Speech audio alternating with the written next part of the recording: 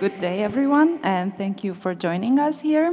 For all of those who will just watch the video, I just want to say first that this session takes place in cooperation with the Creative Europe Media Desk Croatia. It is part of the European Showrunner think tank, an event series exploring a truly European version of showrunning initiated by the European Showrunner program at IFS, Internationale Filmschule Köln, which is funded by the Creative Europe Media program of the European Union. And by now, I think you all know that these great three panelists are all showrunners, but let me just introduce them in a bit more detail to you. So first I have here Teodora Markova, an award-winning film and TV writer based in Sofia, with the most recent award coming from New Europe Market, NEM, last night for the best pre-development project, The Last Divorce of Communism.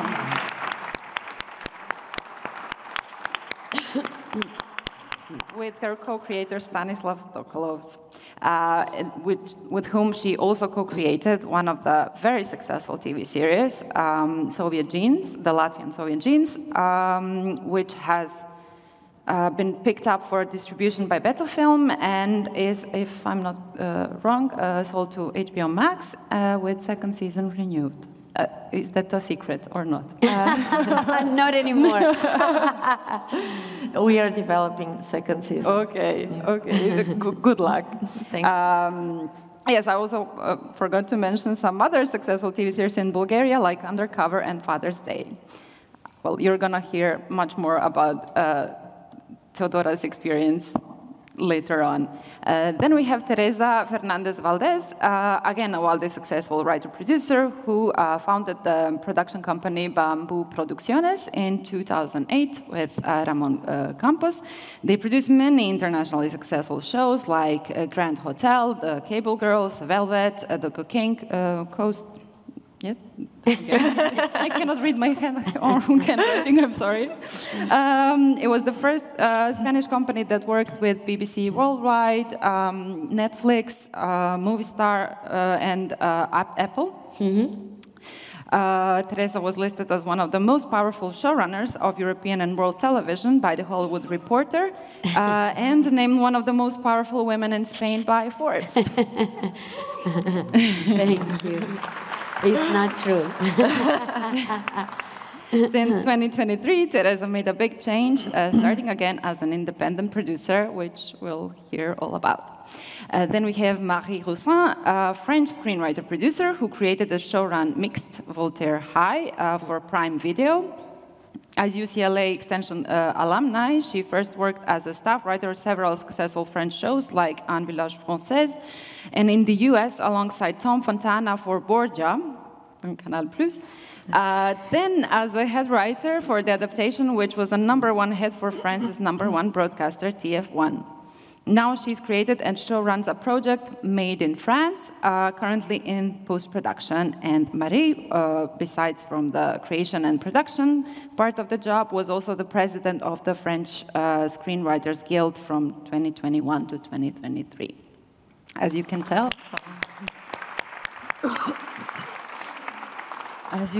many successes and experiences I cannot wait to dive into. But before we go into your experiences, just briefly about the situation in Croatia, since I'm based in Croatia. I feel like we had a few examples of almost showrunning, but that we don't exactly have the showrunning model in place. It's still predominantly the director's vision or the producers calling themselves showrunners, with a lot of hesitance to even try to imagine writers in the managerial role of a showrunner, which, I mean, I cannot speak on behalf of all Croatian screenwriters, but I believe we would like it to change.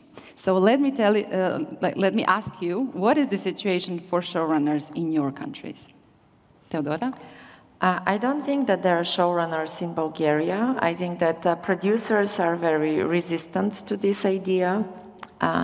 Basically, I was a head writer for 15 years, and I entered this screenwriting workshop program, Scriptist, like it was 2016, and one of the tutors asked me, what are you doing? And I explained to him my job responsibilities, and he said, but you're practically the showrunner. And this is the first time that I understood that my job is much more than writing. And then the battle started about having this position, not only as using you as a person to do the job, but giving you the responsibility and giving you the title. So little by little it starts to happen, but still, as I said, there is a great resistance in producers and probably fear that they might lose the control. And the other point is that they are not every writer can be a showrunner. So we should be aware of this, and also there are no training programs until recently. And this is what I think a very good initiative that we should talk more about this and train writers how to convey their vision, because this is the person who knows the best what is the heart of the show. And if producers trust writers, they can achieve much more success, as it is proven with our latest show, the Soviet Genes. We had a very, very good collaboration with the producer and Aya Berzina, and she understood very well what is the job of the showrunner. Okay, so very nice experience with the producer. Yes. Are you, Teresa? Okay, in Spain, I think we start having like a tradition of showrunners. In this case, I think it was because some writers moved to production. So it's not that the producer invite them to be a showrunner. It was more that some script writers with some character and some support decide to found their own companies, as our case. So they had in that moment the power to go and sell straight to the streamer or the broadcast the series that they're creating. And in that case, of course, they were the last voice at the end. So I think it happened like naturally, and of course always we follow at the end the steps of US, because at the beginning it's a big influence how they work. And in Spain, I think, of course, we have also strong voices of directors, but we can work with these kind of profiles. Sometimes the streamer look for a director with a special point of view, and sometimes this is not the point, it's more the project that comes through showrunners, well known now. And of course, because we have some examples of successful showrunners, there's nothing there that blocked new generations to try and come and do it again.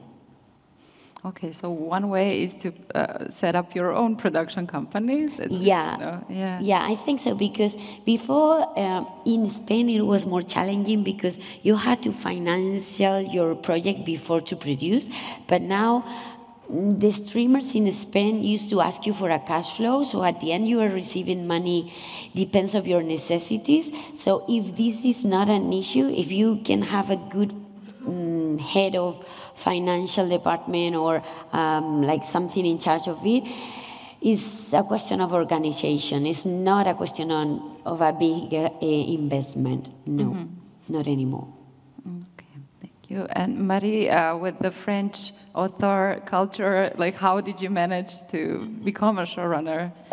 So I think Teresa said it's becoming a tradition in Spain. I wouldn't say the same thing for France, but there are showrunners, but all of them have their own producing company. It's the same. Like there are no showrunner without their own production company. So the real showrunners in France, they either call themselves showrunners or they don't. They call themselves writer-producers, but they actually do the job. But they need to have a production company. But they only produce their own shows. I mean, they can produce their own shows. The ones that produce other writers' shows become more producers than showrunners. It's, I think, the difference. Okay. I was going to ask, like, why do you think the broadcasters and the producers you work with decide to, work with this kind of model? What made them, like, realize, okay, this is a good idea? In Spain, it was not so hard because at the end, the streamer and the broadcast understood that the most important thing is the idea. Yeah. More than money. So at the end, if they are trusting in someone, in that idea, or if they are trusting how they can tell stories, they are trying to give them the support. So Netflix start hiring people with a profile of writing or writers more in order to help them to do by their own. So they start thinking, like the producers, it was more a business profile. So they try to avoid like these tags, Mm-hmm. So that's why I said like it was a natural way to go through that new model. But still there's producer working with writers because as Teodora said, not all the writers are able to do a show running, but also some of them don't like to do it. Yeah, that's true. So I think there's no one model. There's different models working at the same time. Yeah. I think the key is consistency. Like the main goal of a showrunner is to be sure of the consistency of the show through from the writing until the very end of production. If producers believe the show will be better with a showrunner, they would be happy to implement the system as long as you don't take too much from them. It's mostly, I believe, like you were a showrunner even before you knew the word. Of course. If I understand well. And in Spain too. We didn't use that until now. Because it seems like there's this new credit that you identify your work with it. But the names are just names, are credits. Yeah. It's nothing. It's the job, yeah, of course. Yeah, not the title. That's true. But speaking of there's not one model that works for everyone. Like, can you maybe tell a little bit more about your specific models? Okay, so you have a co-creator with the producer, but you don't own your own production company, right? In this case, not. We are co-creators together with Stanislavs, and we are co-showrunners. And the strangest thing was that, again, we didn't know this until the Berlinale application, and there was this margin showrunner, and we were asking ourselves, well, what should we write there? And we discussed it with the producer, and we wrote our names. The job was done, but we didn't know that we owned the credit. So afterwards, we started calling ourselves showrunners, not from the very beginning. I think that in our experience, the most important thing is trust and to understand, probably it's not the American way of show running. You split the job between the showrunners and the producer, and you are in very close cooperation with them. And you split the responsibilities, and there is an enormous trust from the producer to us and vice versa. And yes, our experience was that the first thing is that you need to find this message or this word that holds the show together. And then when you pick up the creative leaders for each department, you need to be sure that everybody understands what is the style of the show till the very end, and till the packaging and the marketing and even the Facebook posts and so on. This is my experience with the Latvian show. I had another experience in Bulgaria where the producer had almost the same role, but he wasn't that involved in the artistic decisions. He decided that he wants only to deal with the financial part of the project. And of course, it's like a journey for everyone together to decide what you want to sacrifice because you need to be very aware of the budgetary restrictions. And I think this is the most important part of the showrunner, that we can help the producer to make the show better by tweaking some things in the script, in the production, and to relieve the budget from any burdens.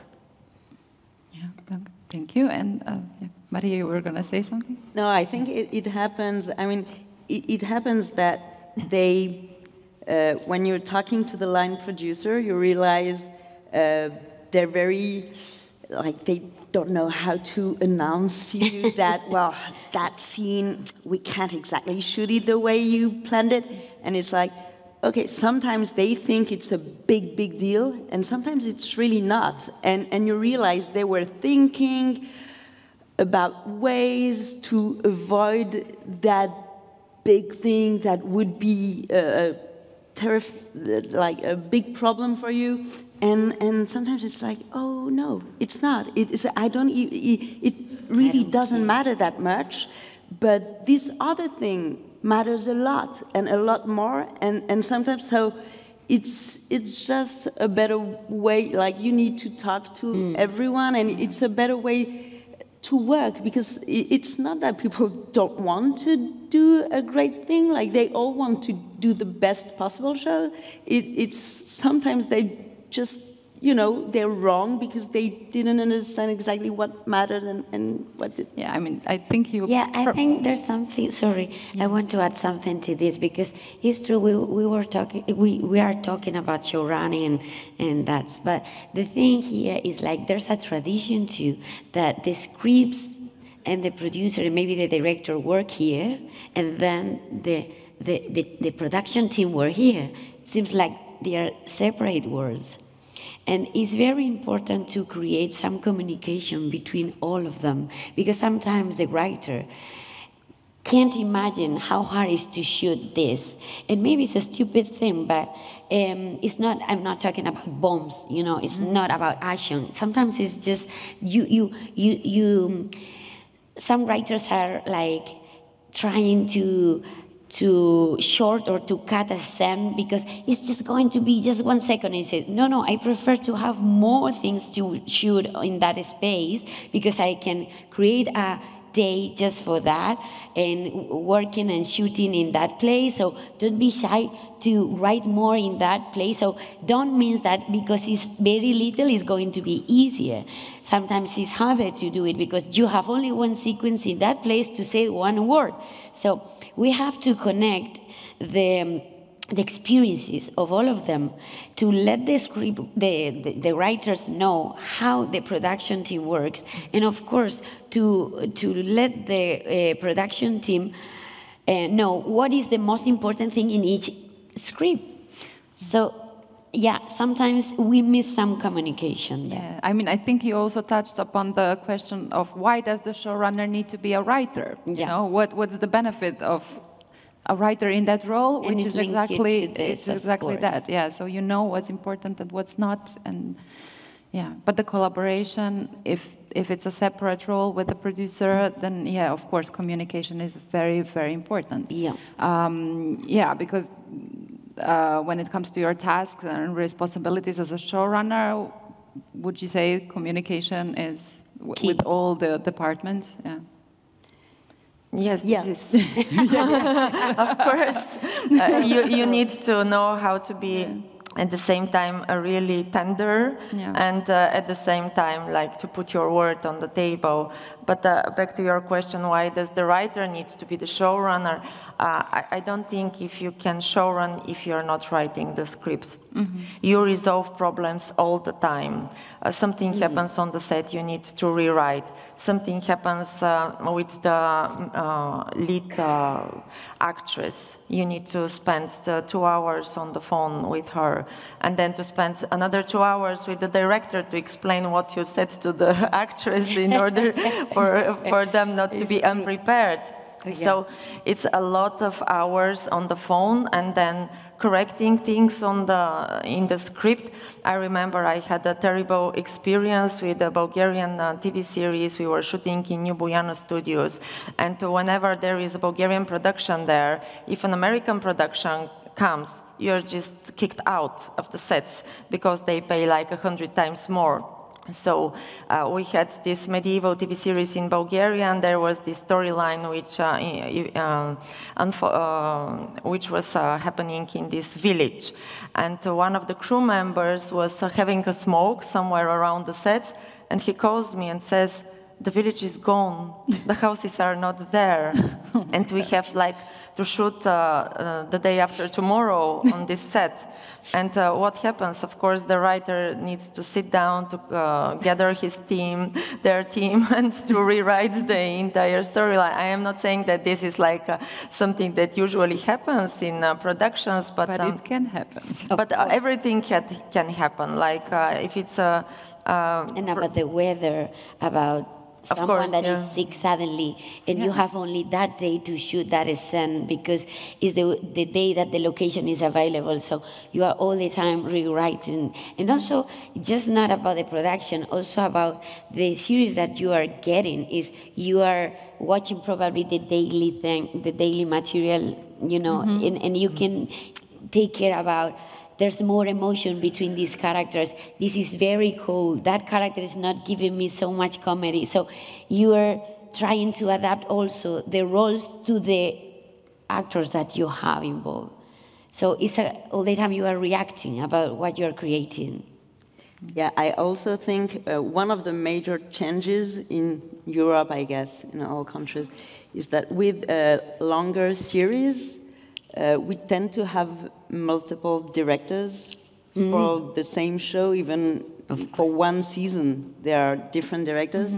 I don't know in other countries. In France, for miniseries, it used to be one director, and we are very attached to the author French film model with one director who is the key creative in the process. So it changed a lot, because with different directors, when it used to be only one directing and well, being the head of all the DA, that's why I believe the writer is in a better place to show run, because, well, he will also have to communicate with all the directors, and when you need to spend 2 hours with an actress, or you need to rewrite all the scenes for one day of shooting, it could also be different scenes in different episodes, shooting in the same day with different directors. So it's just the key person here would be the writer, the head writer. So yes, sure. Yeah, in Croatia it's still very much one director for the TV series, but I completely agree with your statement. So, I mean, you touched upon, I guess, maybe, what were your biggest challenges for you in your show running roles? I guess there is this very hard balance to find how to give the creative freedom for the director and to respect their space, and at the same time to watch the dailies, and if you see that something is going out of line, how to lead this conversation. In our case with Stanislavs, he is also a director, so he is launching the show and setting up the tonality, and then there is a second person with his own creative taste and understanding, and while watching the dailies, sometimes it would happen that the second director, also in other shows, that they are not the same personality, but they need to stick to the same style. So I think this is a kind of a challenge, how to make them trust you, because they are on the set, they carry this heavy luggage. They need to be respected by all the crew and all the cast. And when you have some problems to communicate, like saying this actor is going out of the role, and this is not how they should play the part in this particular episode, how to communicate this without hurting their feelings, because usually in Eastern Europe they come from film and they are like authors, and they feel that they need to have the full control, and this is a very unexpected experience for them. So there is a bit of a clash there that can happen. Yes. I can imagine. I agree with everything that Teodora said, but in my case, I think I'm focused more in other kind of. See, it's more about business. Is try to keep the IP with you. Mm-hmm. In my case, this is like the big goal, because at the end, yeah, you are leading a project, you are creating a series. Maybe it's going to be very successful. Depends of that. Probably you're going to have more seasons, but at the end, the IP is for the broadcasting or the streamer in Spain. Okay.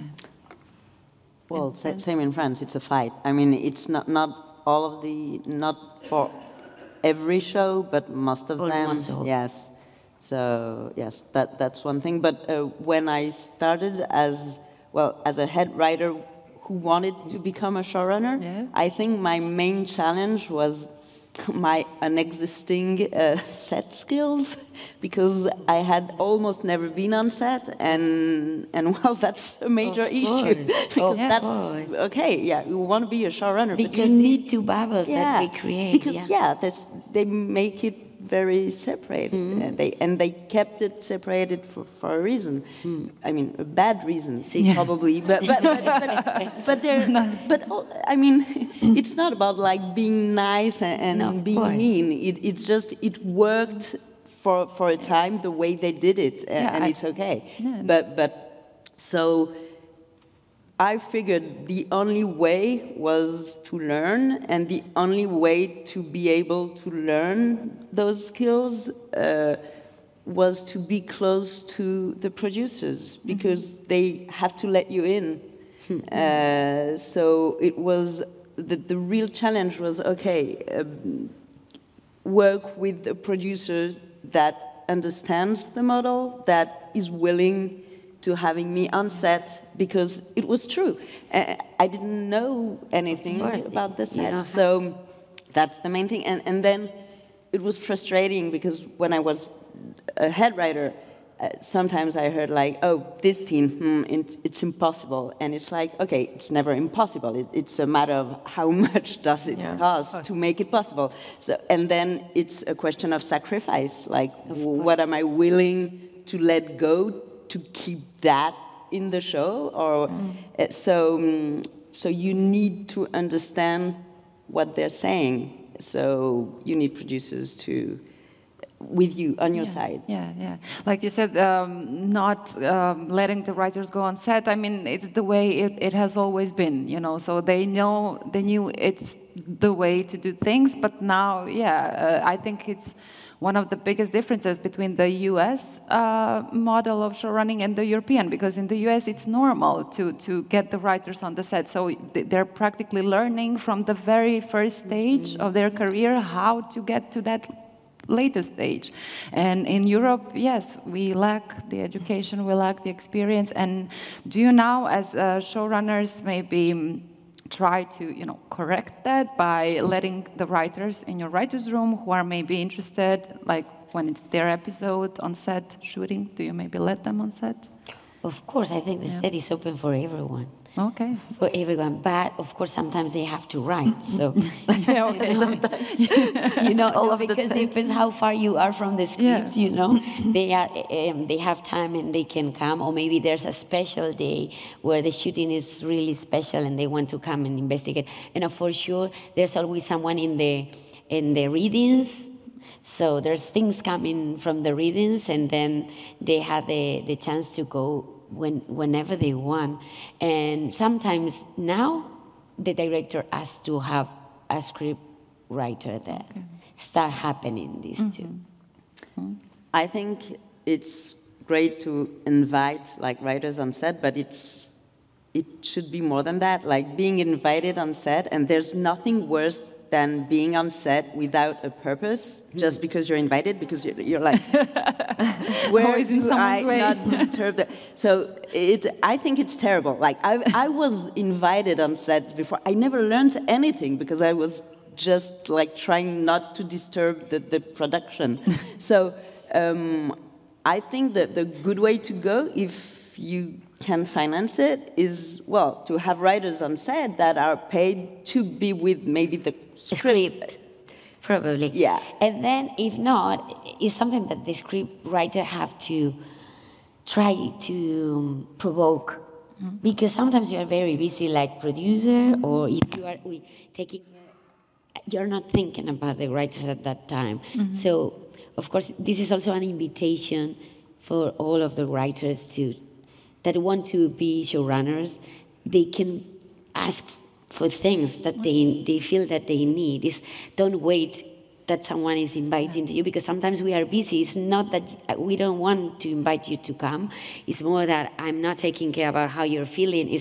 I'm solving problems. So it's an invitation to be brave. So the writers should initiate it. I think that the writers are reluctant to going on the set. We have a saying in Bulgaria that a writer on the set is like a woman on a pirate ship, because still in our country it's like if there are some problems in the show, the writer is guilty. If the audience doesn't like this actress or actor, the writer is guilty. If the show is successful, it's because of the producer and the director.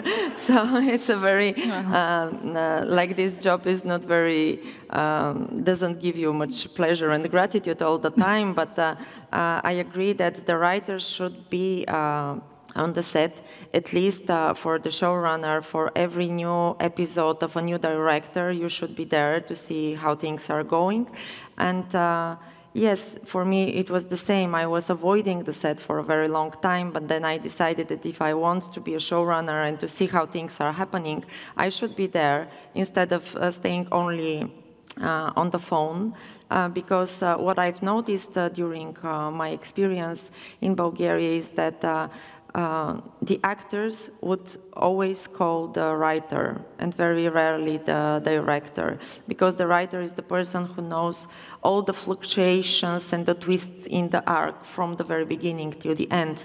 And they need this reassurance. They need to check with you if they are going the right way. And I think that it is important for writers to be from, of course, as Marie says, not all the time and not without a reason, because you feel that you are disturbing them and you don't know where to put yourself. But yes, on some specific moments, it's but maybe good. Communicate beforehand, like why and how you're going to be on the set. Okay. Yeah, because once I had this case that I decided, I had some free time and I decided to go on the set, and everybody was so stressed, like, what's the problem? What's happening? Why are you here? It's a bad sign, she's here. No. But what would you say is the most common misconception about showrunning? I don't think that there is a conception in my country, so there is no misconception. Meaning, like, we are really in the Wild West, in the Wild East, and we need to start from somewhere. The word sounds exotic, so I really am not in the position to say how it's misinterpreted. It's like we need just to start explaining what it means. Yeah, sometimes it seems like intimidating to them. It's intimidating for the producers. They want to keep the creative control. I don't know why is this fight. I can't really understand it. Basically, maybe they don't trust the writers that they can. The trust is a really trust. Big It's element. about trust. I can't answer anything about that because I'm leading my own company for 16, 17 years, and I'm not. The thing is, you know what is your role. You're going to do it, and no matter about the title. In my case, if you're leading the content, the credit is, of course, is good to have, because at the end, if is a recognition and value in the international market, but in your own market, probably they know who you work and how you work. So I think it's more about to defend what do you think you have to lead and what you have to do, more than to fight for the title. I don't think there's a misunderstanding about the title. Everyone knows what it is to be a showrunner, and then try to be, if you want. Well, it's very nice that everyone in Spain knows what it is to be a showrunner, and I can imagine it's very hard to run your own company, but this, I guess, is one of the perks of having your own production company. No, but the thing is, probably, of course, it's scary to feel that you're going to lead a company, but at the end, sometimes the people create companies just for a project. So to have a company then means to have a big structure. It's just to have a social name where we can create invoice and then we're going to get the money. I'm not talking about to have a big base. You can create a social brand just for one film. So you can do the same for a show. It's nothing really, I don't feel like it's something big, of course, because I had experience, but when I started like 17 years ago, my feeling was the same because I did it and I was very young. So I think maybe sometimes when you write, you don't know anything about business and you don't want to know. So probably it's nice to start asking how hard or easy is to do it, because I don't think is something that the people can't do. You know, in my family, nobody take care about films and TV. It was the first person, so I was the one. So I cannot say I came with a name, I came with money, I came with, no. I just tried. Yeah. You came with the will to learn and to of do. course, Yeah. and with the trust that I can do it. So, and of course, the situation was on my side at the end. I had a chance. I don't say it is easy, but you can for sure. And regarding to the title and what the people, maybe someone is using showrunner in a wrong way, but they know that they are doing it. Okay. I don't think it's a misunderstanding. Oh, it's intentional. It's a real crime. Yeah. Could be. What about you, Marie? Well, I think if you're a showrunner, or want to be a showrunner, you need to be willing to understand where the money goes and where it goes and where it comes from and how to deal with money. And I think the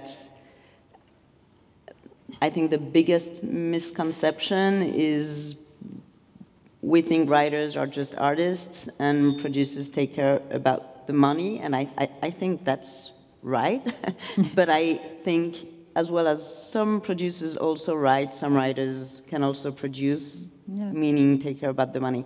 So, and I think it's all about that, because if you need, apparently in Spain and in France, you kind of need to have a production company to be a showrunner. I wouldn't trust anyone telling me that he's a showrunner in France without a production company.